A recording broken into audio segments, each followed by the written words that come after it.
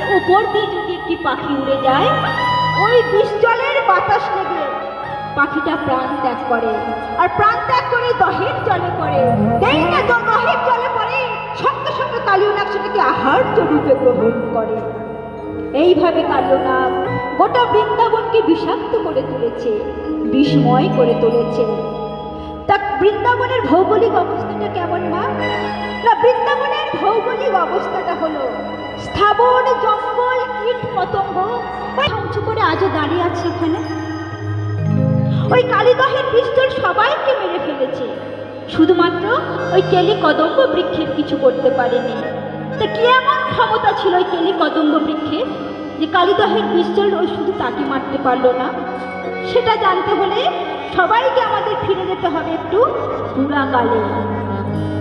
পুরাণে বর্ণিত কশ্যপ মুনির নাম শুনেছেন। ওই কশ্যপ মুনির ছিলেন 11 জন ভার্যা। ভার্যা মানে কি মা? স্ত্রী। 11 জন ভার্যা ছিলেন, সবার বড় ছিলেন বিনীতা। দেখে কদ্রুকে ডেকে বলছে, ও দিদি, দেখো দেখো দেখো কি সুন্দর একটি সাদা রঙের ঘোড়া মাঠে চড়ে ঘাস খাচ্ছে। মায়েরা লক্ষ্য করুন, বিনীতা কিন্তু ঘোড়াটাকে সাদাই বলেছে।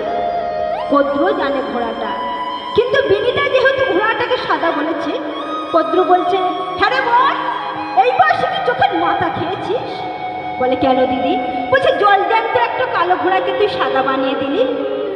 ও দিদি, বয়স আমার হয়নি, বয়স তোমার হয়েছে। চোখের মাথা আমি খাইনি, চোখের মাথা তুমি খেয়েছো। কদ্র বলছে, এই মুখ সামনে কথা বলবি, যত বড় মুখ নয় তত বড় কথা। আমি তো বলছি ঘোড়াটা কালো ঘোড়া, কালো ঘোড়ায়। দেখুন মায়েরা, বিনীতা সাদা ঘোড়াটাকে সাদাই বলেছে, কদ্রও জানে ঘোড়াটা সাদা। বিনীতা যেহেতু ঘোড়াটাকে সাদা বলেছে, কদ্রকে তো কালো বলতেই হবে। একেই বলে সতীনে সতীনে ঝগড়া। তাই কদ্র বলছে, এই বয়সে কি চোখের মাথা খেয়েছিস? জলজান্ত একটা কালো ঘোড়াকে সাদা বানিয়ে দিলি।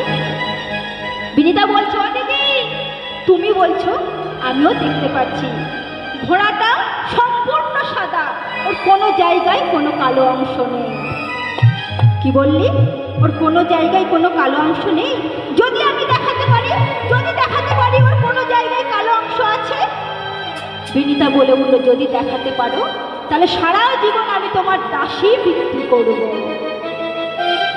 কদ্র বলে উঠল, শোন বিনীতা, ঘোড়াটা যদি সম্পূর্ণ সাদা হয়, ওর কোনো জায়গায় যদি কালো অংশ না থাকে, আমিও তোকে কথা দিলাম সারা জীবন আমি তোর দাসী বিক্রি করব।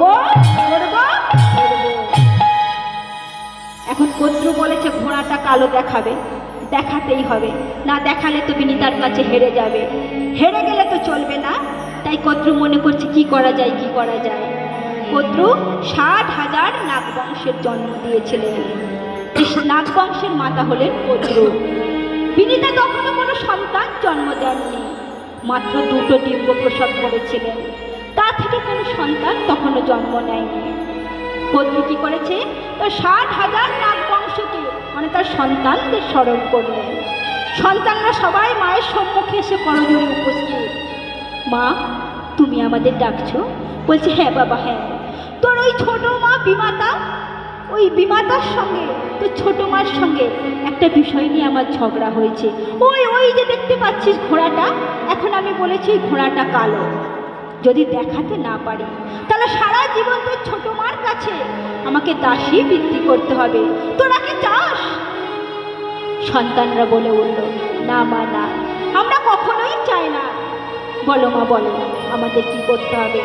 বলছে, শোন, তোদের মধ্যে যে কালো কালো সাপগুলো আছে, সেগুলো এমনভাবে অতি সন্তর্পণে ঘোড়াটার গায়ে পেঁচিয়ে থাকবি যে দূর থেকে যেন দেখিয়ে দিতে পারি ঘোড়াটার কিছু অংশ হলেও কালো আছে। এই কথা শুনে কালো কালো সাপগুলো অতি সন্তর্পণে একত্রিত হয়ে এমনভাবে ঘোড়াটার গায়ে পেঁচিয়ে রইল যে কদ্র দূর থেকে বিনীতাকে দেখিয়ে দিল, ওই দেখ, ঘোড়াটার কিছু অংশ হলেও কালো আছে। মানে বিনীতাকে হারিয়ে দেয়া হলো। বিনীতা দিন যায়, বছর যায়, কাল যায়, মাস যায়, একই স্বামীর পত্নী হয়ে একই স্বামী স্ত্রী হয়ে বড় সতীনের কাছে দাসী বৃত্তি করতে থাকে।